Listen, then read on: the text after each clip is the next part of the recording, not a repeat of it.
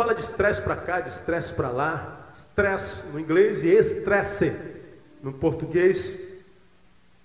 Quando você vai no dicionário da Larousse, lá o escritor diz que estresse é agressão ao organismo em sua totalidade. Agressão ao organismo na sua maior intensidade. Um estresse que agride o organismo de forma total, que pode ameaçar até a existência do indivíduo por agentes de qualquer natureza. Há muitos agentes que provocam estresse. Estresse que provoca depressão. Na minha prática pastoral, irmãos, na minha experiência, eu tenho me deparado com muita gente estressada, não só estressada biológica, psiquicamente, mas espiritualmente também. Eu deixei lá em cima da minha mesa um livro que eu vou indicá-los para ler no mês de janeiro, que se chama Esgotamento Espiritual. Esgotamento. E vez por outra nós experimentamos esse desalento existencial, esse desalento espiritual. Deixa eu ler um texto para vocês, não é um texto de base, é um texto que eu vou pregar por pretexto nessa noite. Vou ler na Bíblia, na linguagem de hoje, mas eu queria que você percebesse como está o espírito deste servo de Deus. Repito, deste servo de Deus. Eu repito servo de Deus porque há muita gente pregando por aí que crente não fica estressado, crente não fica esgotado, crente não passa por tribulações emocionais, crente não, crente não, crente não. Quando eu escuto esses jargões, esse evangeliquez, eu fico entre duas hipóteses: ou eu não sou crente, ou o crente entra em crise sim. Veja essa palavra que sai da boca de um grande servo de Deus, lida na Bíblia na linguagem de hoje. Ele me fez andar na mais completa escuridão. Eu nem podia ver a luz. É verdade, ele estava contra mim. De dia e de noite a sua mão pesava sobre mim. Ele me fez ficar velho, por fora e por dentro. Quebrou os meus ossos. Ele declarou guerra contra mim. Cercou a minha vida de dor e sofrimento. Ele me obrigou a morar em lugares escuros como túmulos. Ele me cercou com paredes altas. Estou preso. Não posso escapar. Além disso, ele colocou pesadas correntes nos meus pés. E não adianta gritar e chamar por ele. Deus não quer ouvir a minha oração. Você já teve essa sensação? Deus não quer ouvir a minha oração? Ele colocou grandes pedras no meu caminho para não me deixar passar. A minha estrada ficou cheia de desvios. Ele se escondeu como um urso, como um leão para me atacar de surpresa. Ele me agarrou, me arrastou para fora do caminho e me partiu em pedaços. Lá fiquei, sozinho, sangrando. O Senhor preparou o seu arco e disparou suas flechas diretamente contra mim. Elas se cravaram no meu coração. Todo o meu povo ri às minhas custas. Chegaram a fazer música sobre mim e as cantam como chacota sem parar. Ele me encheu de amargura. A vida que ele me deu foi amarga como fel. Minha comida foi pó e pedra. Quebrei os meus dentes. Ele me cobriu de cinza e pó. A paz e a tranquilidade sumiram da minha vida. Já não sei o que é a alegria. Já não tenho amor próprio. Até a esperança que eu tinha no Senhor desapareceu. Ó Deus, lembre-se do sofrimento e da dor, da grande amargura que o Senhor me fez passar. Profeta Isaías. Ou um servo de Deus entra em crise existencial, ou esse aqui em crise existencial não é servo de Deus. Com qual opção você fica? Com a primeira ou a segunda? Primeiro. Isaías era um servo de Deus, amém ou não? Estava em crise, sim ou não? Precisa ser psicólogo para declarar o diagnóstico desse homem? Depressão profunda. Quando nós falamos de estresse, depressão, é como se um grande e pesado fardo da noite para o dia, ou não, caísse sobre os nossos ombros, um fardo que parece estar além das nossas forças, um fardo que a gente não consegue suportar, e fica durante determinado percurso do nosso viver. É aquela sensação, irmãos, de que em cada uma de nossas pernas existe um peso de 30 quilos, e a vida fica um fardo, uma canseira, fica difícil. É aquela sensação, aquele desejo de ficar na cama e não se levantar mais. É aquele desânimo que nos acomete sem que vejamos motivos aparentes para tal. É aquela vontade, aquela sensação de desistir. É aquela vontade de parar e de ficar só esperando o tempo passar. É quando a preguiça nos acomete. Quando a gente não tem mais vontade de levantar para trabalhar. Quando a gente não tem mais vontade para comer, de estar com a família, de estar na igreja, de estar em lugar nenhum. Você sabe do que eu estou falando? Amém ou não? Isso é estresse, isso é cansaço. Dá vontade de parar de investir na vida. Dá vontade de parar de investir na nossa existência. Dá vontade de simplesmente deitar e esperar a morte chegar. Sentimento terrível. Isso não é privilégio só de gente fraca, não, irmãos. Quando nós analisamos a Bíblia, nós vemos grandes gigantes espirituais da Bíblia quase sucumbindo diante do estresse, diante da depressão. É só a gente parar e pensar no maior dos profetas maiores, Elias. Um dia, ameaçado de morte, entrou numa caverna e disse: chega, estou cansado da vida, mata-me, Senhor. Elias. Quando nós nos lembramos de Davi após o seu pecado, ele diz que os seus ossos estão secando de tristeza. Ele faz uma súplica ao Senhor e diz: Senhor, como que chorando, totalmente angustiado, ele ora ao Senhor e diz: Senhor, torna a dar-me o quê? Alegria da salvação. Já pregamos sobre isso aqui. Davi perdeu a salvação, sim ou não? Ele perdeu o quê? Alegria. Ele estava clamando: Senhor, torna a dar-me alegria, porque a alegria se me fugiu. Não sei mais o que é alegria. Minha vida se encheu de amargura. Isso é angústia. Isso é estresse. A gente se lembra, por exemplo, de Moisés desanimado por causa da rebeldia do povo. A gente vê Jeremias chorando, entristecido diante do exílio do seu povo. A gente vê Jesus no Getsemane, suando sangue, dizendo: Pai, se for possível, afasta de mim o quê? O cálice. O Pai afastou, sim ou não? Não. Nós vemos Paulo se comiserando, clamando, intercedendo, pedindo a Deus para que tire dele aquele espinho na carne maldito com o qual ele não conseguia se adaptar e conviver. E o Senhor ainda assim não ouviu a sua oração e disse: eu não vou tirar o espinho, eu vou te dar graça para suportá-lo. Então a ideia, irmãos, de passar por estresse espiritual, por estresse existencial, não é só qualidade de fraco, não. Não é só frouxo que passa por isso, não. Esses grandes gigantes da vida, da Bíblia, também passaram por isso. Então eu queria deixar com vocês hoje, pretendo ser breve, algumas causas que contribuem, irmãos, para que nós passemos por estresse espiritual. Algumas causas que, quando nos acometem, parecem lançar sobre nós fardos que são mais fortes do que nós. Os irmãos sabem, há 2 anos atrás eu atendi uma irmã que me ligou ao telefone, pediu para que eu fosse à casa dela porque ela estava dentro de um quarto escuro, sem sair, em depressão profunda, tomada por síndrome de pânico.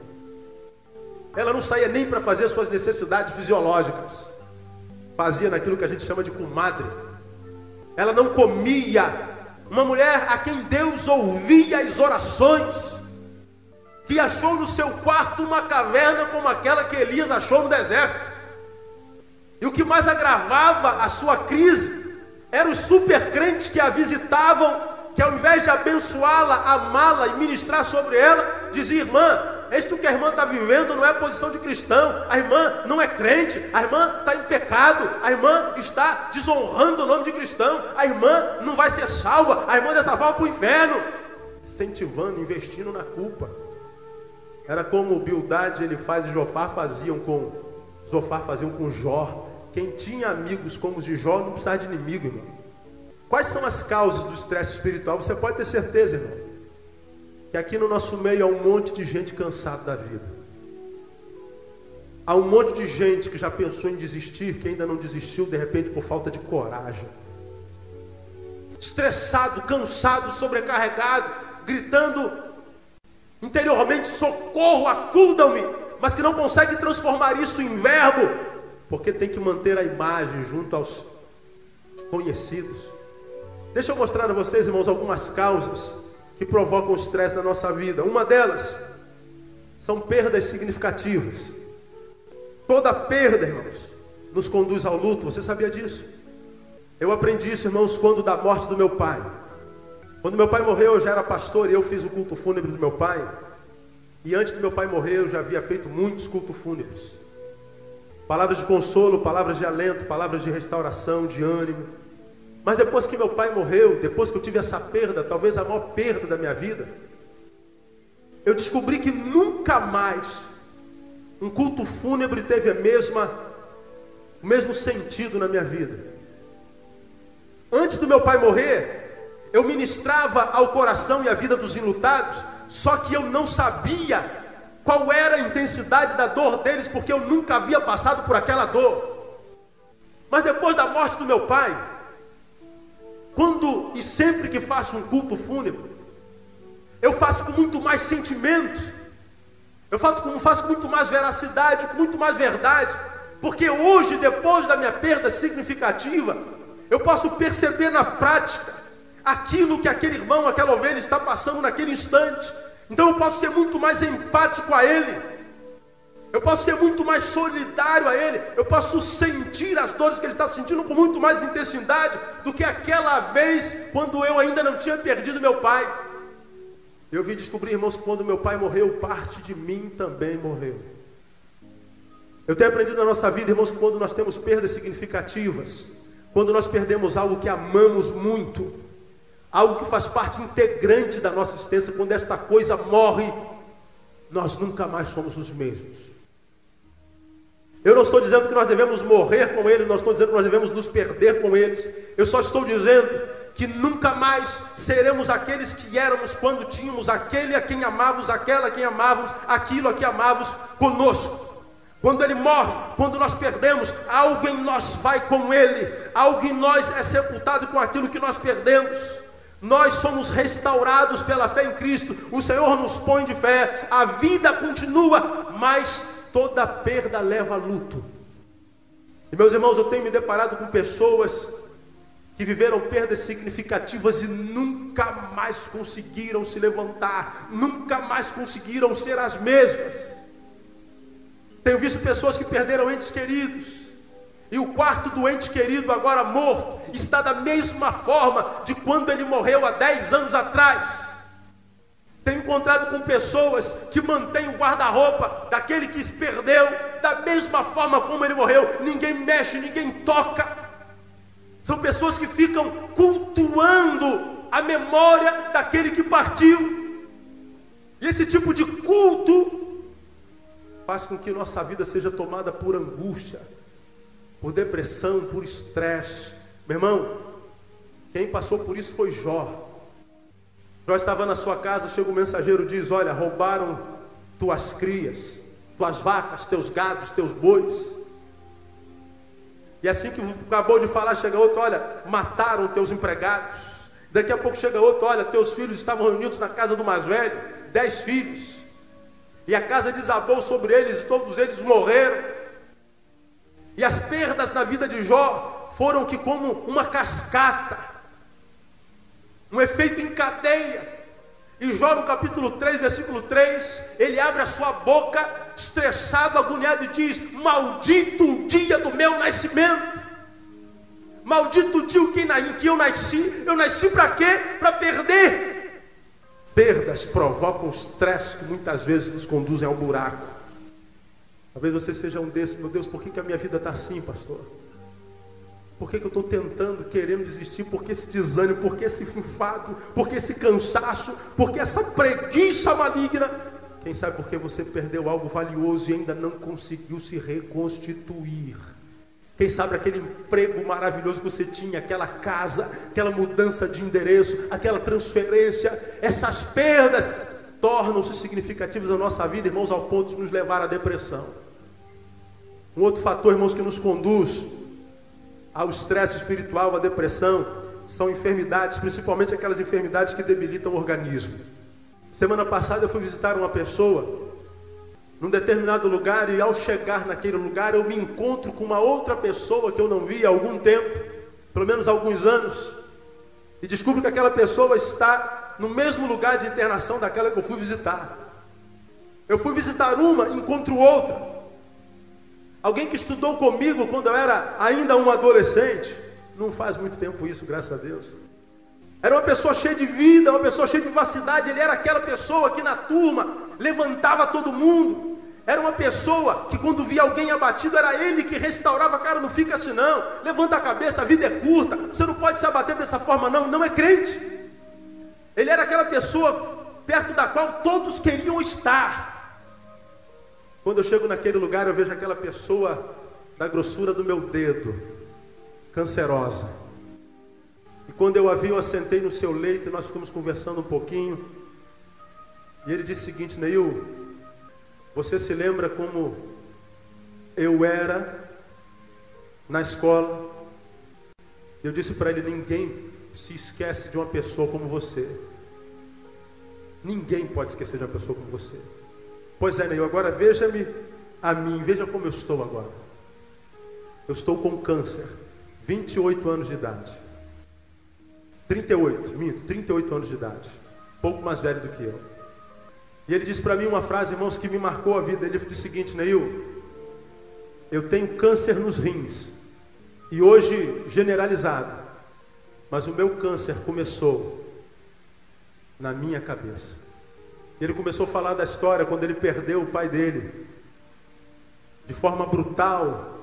Foi assassinado num assalto muito brutal. E ele não conseguiu discernir aquela perda, ele não conseguiu digerir aquela perda. E ele ficou de tal forma abatida, de tal forma estressado e depressivo, que dizia a ele: Neil, o meu câncer é produto da minha enfermidade emocional. Queridos, quando nós passamos por enfermidades, sejam elas biológicas, sejam elas psicológicas, essa enfermidade ela nos abate, e abate até espiritualmente, porque o nosso espírito habita dentro de um corpo biológico. Há muitas pessoas que vivem estresse, que vivem crise, que vivem depressão, porque experimentaram, passaram pelo vale da enfermidade, e nunca mais foram os mesmos. Há pessoas, irmãos, que entram em crises de depressão, em crises de angústias, porque estão passando por problemas emocionais. Aqui eu quero me deter um pouquinho, irmãos. Deixa eu dizer uma coisa para você, minha igreja, em nome de Jesus. A conversão não isenta ninguém de problema emocional. Parece que no ouvido de alguns essa palavra soa mal. Há muitos crentes que tentam recusar essa verdade com os jargões evangélicos. Não, meu psicólogo é Jesus, meu médico é Jesus, meu psiquiatra é Jesus. Eu rejeito essa enfermidade emocional em nome de Jesus. Eu rejeito o demônio da tristeza em nome de Jesus. Eu rejeito o demônio da depressão em nome de Jesus. Ele vai rejeitando, mas quando ele dá por si, ele já está no fundo da depressão. Porque a gente não vence problema só rejeitando o problema, irmãos. Querido, ninguém é blindado. Nós citamos aqui Jeremias, nós citamos aqui Jesus, nós citamos aqui Davi, nós citamos aqui Jó, nós citamos aqui Paulo, nós citamos aqui pessoas que foram tomadas por problemas emocionais. Davi, irmãos, o meu humor se tornou em sequidão. Davi, segundo a palavra, foi o homem, o que, irmão? Segundo o coração de Deus. E o homem segundo o coração de Deus disse: Senhor, torna a dar-me alegria. Eu perdi a alegria, eu não tenho ânimo para mais nada, eu não tenho mais desejo de estar na tua casa. O mesmo Davi que disse, alegrei-me quando me disseram, vamos à casa do Senhor, está dizendo, Senhor, eu não tenho mais alegria para a tua casa. O mesmo Davi que disse que na presença do Senhor há abundância de alegria, é o mesmo que agora no Salmo 51 diz, Senhor, torna a dar-me alegria. Eu sei o que é alegria, eu conheço a alegria. Quando eu olho para trás eu vejo o que eu era, mas hoje eu sou um poço de tristeza e de problemas emocionais. Querido, então se você está passando aqui por problemas emocionais hoje, olha, em nome de Jesus, para de ficar com essa história de eu rejeito. Porque enquanto a gente ficar fingindo que não tem problema, o problema nos consome. Você, mesmo salvo e convertido, quantos temos aqui nessa noite, irmãos, que são de fato, não tem dúvida disso, são salvos em Cristo Jesus? Levante a mão assim, diga, eu sou salvo. Você tem certeza disso, amém ou não? Mas você continua gente, você não virou um ET. Quando nós temos um problema no joelho, a gente vai no ortopedista sem problema nenhum. Tem um problema no coração, vai no cardiologista sem problema nenhum. Tem um problema na garganta, vai no otorrino sem problema nenhum. Mas quando tem um problema na cabeça, a gente diz, eu rejeito. Como que se crente não tivesse cabeça, nem psique. E esses problemas emocionais, irmãos, eles interferem no relacionamento das pessoas consigo próprios, interfere no relacionamento das pessoas com os outros, interfere no problema das pessoas com a família. Você quer um exemplo disso, irmãos? Você vem numa igreja como essa e adora ao Senhor e vê um mover de Deus desse tremendo. Aí tem um camarada do teu lado que no mover do Espírito ele se ajoelha e começa a chorar de gozo, de alegria do Espírito Santo. Mas quando uma pessoa tem problemas emocionais, ele está cansado, ele está enfadado, tudo para ele perde o sentido. Nada para ele tem sentido e razão de ser. O que esse cara está chorando aqui? Que palhaçada, isso não existe, eu não acredito nisso. E ele começa a julgar o outro por estar vivendo momentos de plena alegria e comunhão com o Senhor, mas ele não entende, ele não percebe, sabe por quê? Porque ele não está vivendo isso. Ele entra na igreja e sai da igreja assim, o culto hoje foi meio fraquinho, não foi? E o outro está saindo com um sorriso de orelha a orelha, que bênção, esse culto foi uma bênção, essa semana vai ser uma bênção na minha vida. E ele fala, poxa, não senti nada hoje aqui. A vida perde o sentido. Natal é tudo sem graça. Meu amor, vamos sair para comer uma pizza? Pizza? Pede pelo telefone, vem em casa. Não é assim? Amor, vamos no rodízio, vamos comer uma carne. Aonde? Ali na Taquara. Lá na Taquara? Tem um churrasquinho de gato aqui na frente, vamos ali. A vida perde sentido. O lazer não faz mais sentido de ser. Sorrir para quê? Se alegar para quê? A vida é uma chatice mesmo. Isso é problema emocional, meu irmão. Os problemas emocionais fazem com que nós reproduzamos dos outros aquilo que nós estamos sentindo. Poxa, eu estou sentindo aqui uma carga tão pesada. Está sentindo não, irmão? Eu não, estou sentindo uma unção tremenda. É porque a carga pesada está nele. Estou sentindo um ambiente assim meio cinzento. Tá? Não, irmão, eu não estou vendo só coisas brancas e brilhosas do céu. É porque os olhos dele são cinzentos. Quem é que não conhece alguém assim? Ele se torna um religioso insípido, sal que não salga, luz que não alumia, porque ele está passando por problemas emocionais. Só que não admite. A vida perde o sentido. Vamos pegar um cinema, amor? Cinema? Vai na locadora ali, pega um filme, vem em casa. Ele perdeu a razão. Quarto provocador de depressão e último. Depois eu quero lhe dar as soluções para isso. Pecados não confessados. Minha igreja, pecados na nossa vida corroem os nossos ossos. Quando nós lemos o Salmo 32, versículo 3, o salmista diz que os seus ossos envelheceram e o seu humor se tornou em sequidão. Por quê? Diz ele, porque guardei silêncio no meu coração. Ele está dizendo, porque eu não confessei meus pecados. porque eu não confessei minhas agruras, porque eu não mostrei ao Senhor, não confessei ao Senhor os meus erros. E quando nós andamos em pecado, irmãos, a vida começa a perder o sentido para nós. Comunhão, para quê? Celebração, não tem sentido. Mover espiritual, Deus não age mais. Milagres estão no passado, dons, só alguns. A vida espiritual, irmãos, perde o sentido, porque nós estamos andando em pecado, a gente perde a alegria, irmãos. E é interessante, queridos, eu não sei se vocês experimentam isso, a gente consegue ver na fisionomia do cristão quando ele está em pecado. A gente olha nos olhos dele e sabe se ele está no altar ou não, porque a Bíblia diz que o coração alegre faz o quê? Moseia o rosto. Mas quando a gente está em pecado, a gente é assombrado pelo peso da culpa. A gente sabe que tem conluio com o inferno, a gente sabe que tem rabo preso com o diabo, e a gente sabe que ele pode nos acusar, nos humilhar, nos ofender.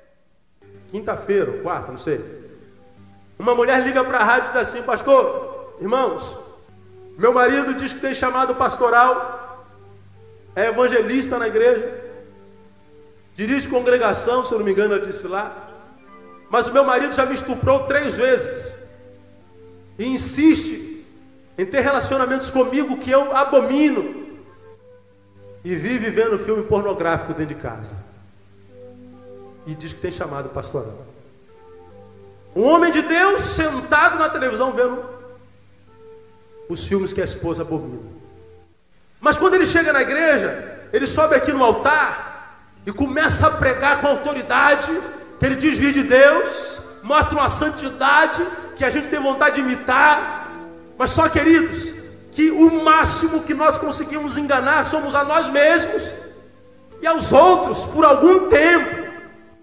Mas não adianta enganarmos a nós mesmos e aos outros e estarmos despidos diante de Deus. Há muitos crentes que na igreja querem demonstrar aquilo que não são em casa, aquilo que não são internamente, e vão vivendo uma vida de máscara, de fantasia, o resto da vida, logo infeliz. Querido, Deus tem um chamado para nós, para que nós sejamos o que de fato Ele quer que nós sejamos, príncipes e princesas de Deus. Deus não chamou você para ser artista mascarado. Queridos, a gente só vence problema admitindo que tem problema.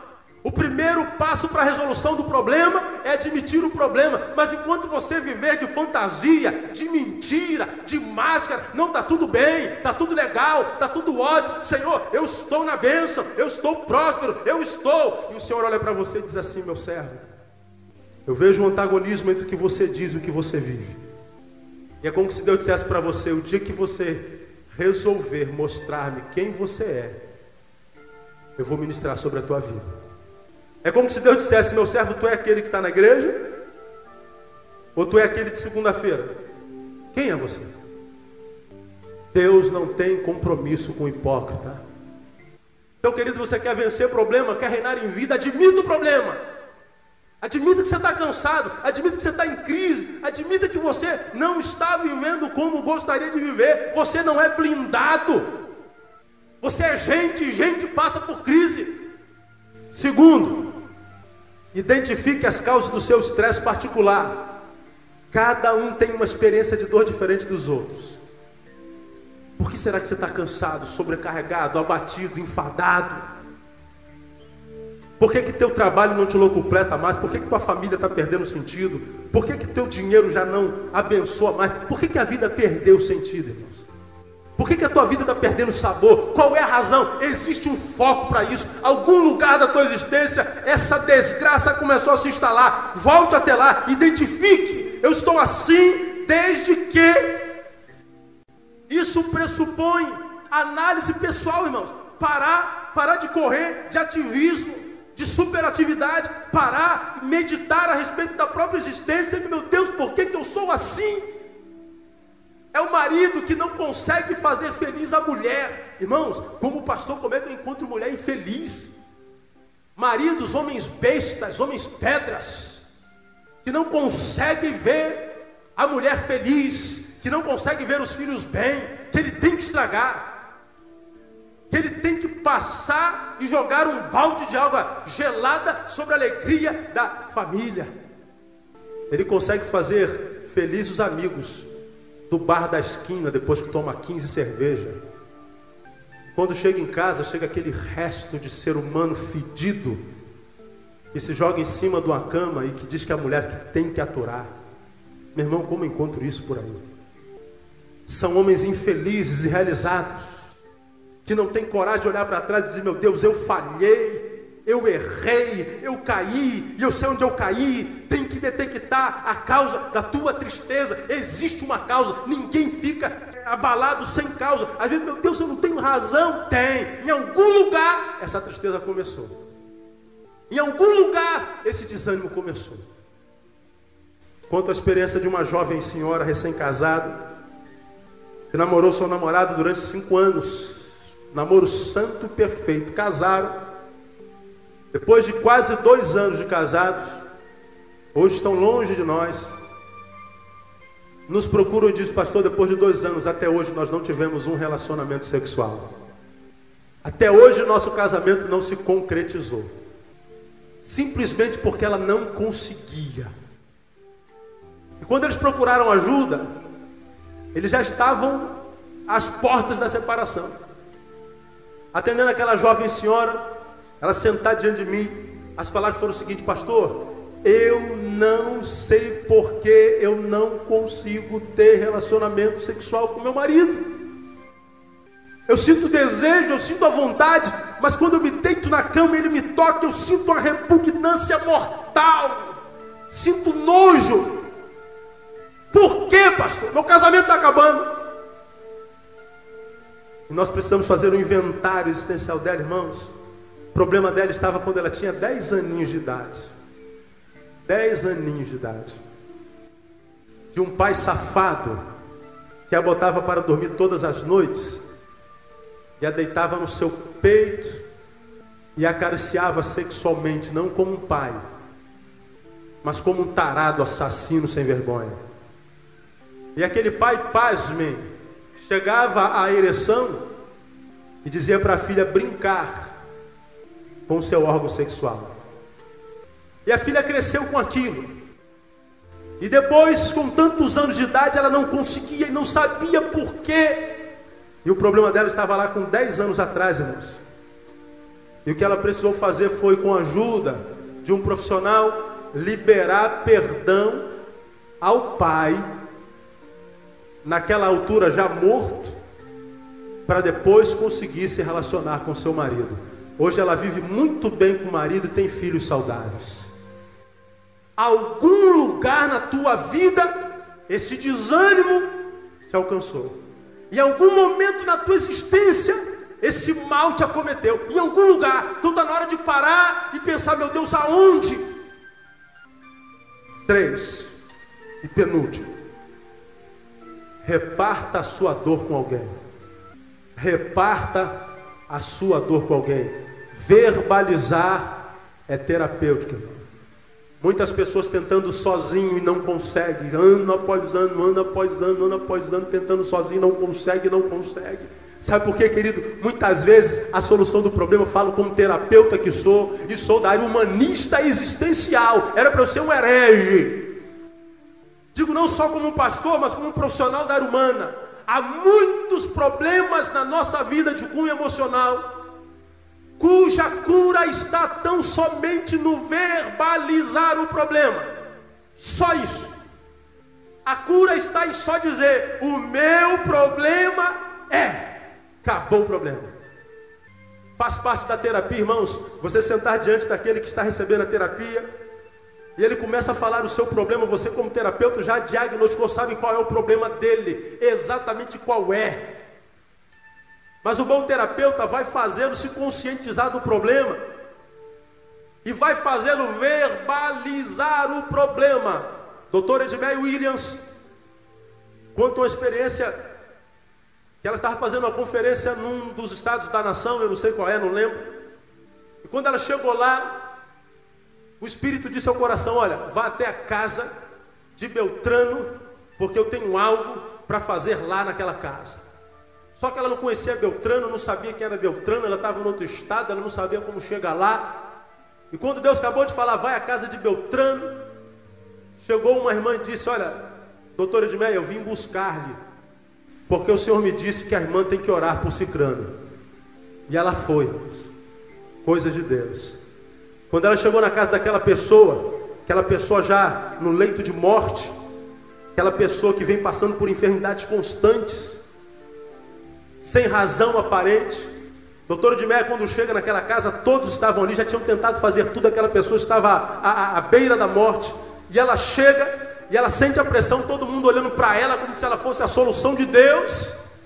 E ela diz: meu Deus, o que eu estou fazendo aqui? O que eu vou falar aqui? O que eu vou ministrar aqui? E ela se intimidou, e o Senhor disse no coração dela: coloque a mão nesta jovem enferma e diga o que eu colocar na tua boca. Mas o que eu vou dizer, Senhor? E ela colocou na mão a mão naquela pessoa enferma, e ela simplesmente pronunciou: Rafael. Quando ela pronunciou Rafael, irmãos, aquela doente já no leito de morte deu um salto, e todos naquela casa começaram a chorar, se prostraram, e aquela mulher ficou curada instantaneamente. Para quem não sabe, Rafael é El Rafa, Senhor que sara. Mas não só é uma palavra de determinação de cura pelo Senhor, mas o que fazia enfermar era que o nome do pai daquela jovem era Rafael. E aquele pai abandonou aquela casa quando ela era ainda pequena, e a mãe nutriu ódio no coração daquela filha. Esse nome é proibido de ser pronunciado nessa casa, esse nome não existe para nós, esse nome é abominação, isso é vergonha para nós, esse nome não pode ser pronunciado aqui. Pronuncia o nome do diabo, mas o nome Rafael não, porque esse homem foi uma praga na nossa vida, e ódio, e ódio, e ódio. E aquela jovem agora enferma, clamando como ser humano por um pai que nunca teve, mas ela não podia pronunciar a palavra Rafael, porque era sinônimo de abominação. De Meio Willa chega e diz Rafael, e aquela mulher ao mesmo tempo repete Rafael, e quando ela diz Rafael, ela é curada pelo simples fato de verbalizar o problema. Querido, compartilhe a tua dor, confesse a tua dor, faça isso com alguém em quem você pode depositar toda a sua confiança. É claro que a gente não pode fazer isso com qualquer um crente desse que tem dentro das igrejas, que são fofoqueiros, tem a língua maior do que o corpo. Mas com certeza Deus tem posto do teu lado alguém com quem você pode compartilhar essa tua crise, esse teu trauma, esse teu complexo. Compartilha a tua dor em nome de Jesus, porque enquanto você estiver guardando dentro de si, Deus não pode operar. Tenho visto muitos que, Senhor, opera um milagre, faz um milagre, libera a cura, e o Senhor está dizendo: a cura está do teu lado. Olha para o irmão que está do seu lado aí. Você ouviu? Amém ou não? Ele pode ser a tua cura. Você entende isso? Amém ou não? Porque ele pode ser aquele com quem você vai compartilhar os teus problemas. O Senhor opera um milagre, faz um milagre. O milagre está do teu lado, querido. Compartilhe. É o Senhor quem diz: confessai os vossos pecados uns aos outros, para serdes curados. E por último, irmão, invista mais na sua vida espiritual. Lembrando que você não é um corpo que possui um espírito. Você é um espírito que possui um corpo. Nós vivemos no tempo em que os homens cultuam o corpo. As academias estão cheias. As mulheres estão se siliconando. As mulheres estão querendo ficar cada vez mais esculturais. Os homens querem ficar cada vez mais fortes, mais bonitos. Bronzeamento artificial, depilação de não sei o que, lipoaspiração, plástica daqui, plástica da colar, estética, aparência, e corpo, e corpo, e corpo. E o teu espírito? Quando eu digo que eu sou um espírito que possui um corpo, eu estou dizendo que eu sou um espírito, eu preciso investir naquilo que eu sou. Mas os homens de hoje só investem no corpo, eles só pensam em ter dinheiro, eles só pensam em beber, eles só pensam em comer, eles só pensam em prazer, eles só pensam em angariar, eles só pensam em trabalhar, eles só pensam em ir e vir, eles só pensam em viajar, e se esquece que ele tem uma alma, e não sabe por que está em depressão, não sabe por que vive à base de azepam, não sabe porque é um infeliz, tendo tudo. Tenho ensinado aos irmãos que 96% da população suicida do mundo é de classe média alta para cima. Pobre não se suicida, salvo raríssimas exceções. Organização Mundial de Saúde. Ele tem tudo e é um infeliz. Você tem tudo e é um infeliz. Tua esposa é linda e você é um infeliz. Tua mulher é maravilhosa e você é um infeliz. Teus filhos são saudáveis, estão estudando na melhor escola, mas você é um vazio. Nem tem coragem de admitir isso. Tão miserável que é. O Senhor está dizendo para você hoje, querido, eu quero curar você hoje, porque o estresse e a depressão é uma enfermidade da alma.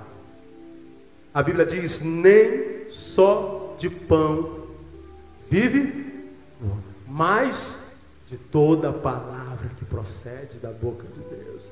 Meu irmão, tua vida não se resume em comer pão, beber vinho, mas se alimentar da palavra de Deus. A Bíblia diz, palavra de Jesus, busca primeiro o quê? O reino de Deus e as demais coisas. Mas os homens querem acrescentar todas as coisas. E se der tempo, busca o reino de Deus. Não sabe porque está vazio, preso, encadeado, miseravelmente existindo. Hoje eu não quero fazer apelo de salvação, não. Deus sabe quem vai se entregar a Jesus nessa noite. Mas eu quero orar por você que já está no limite do cansaço. Renova-me, Senhor Jesus. É uma canção que nós vamos cantar agora. Já não quero ser igual. Renova-me, Senhor Jesus, põe em mim teu coração, porque muito do que há dentro de mim precisa ser mudado, Senhor. Você que veio aqui, querido, e recebeu essa palavra como sendo para ti, palavra de Deus para o teu coração. Enquanto nós cantamos essa canção, eu gostaria muito de orar por tua vida. Gostaria de pedir a Deus que abençoasse você, que liberasse refrigério sobre a tua alma. Mas lembrando que a admissão do problema é só o início da cura. Você precisa compartilhar. Você precisa detectar a razão do problema, o foco, a gênese do problema. Você precisa investir na tua alma, buscando a Deus, a Jesus e ao seu Espírito. Sabedor que é agora que sem Ele você não vive. Quem vive sem Jesus, quem vive sem alimentar o mundo, a vida espiritual, não vive, existe. E entre viver e existir há uma diferença abismal, querido. Você não foi chamado para existir, você foi chamado para que tivesse vida e vida com abundância. Llévame, Señor Jesús, ya no quiero ser igual. Llévame, Señor Jesús, pon en mí tu corazón.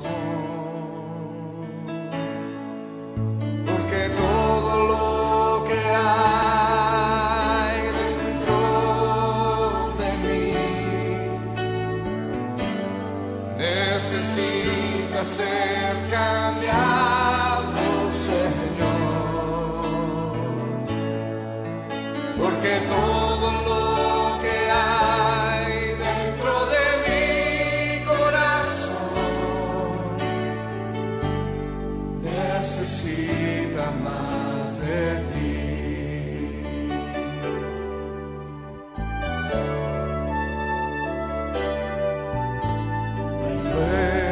Llévame, Señor Jesús,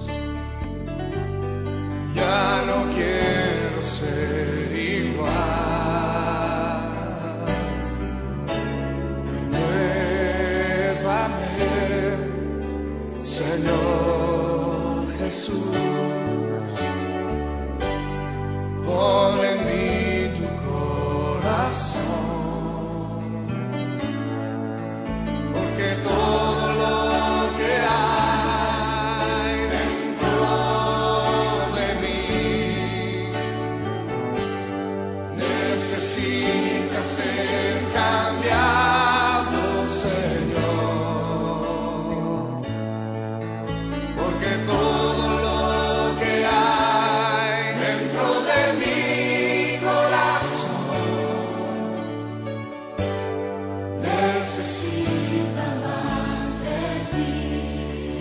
necesita más de ti.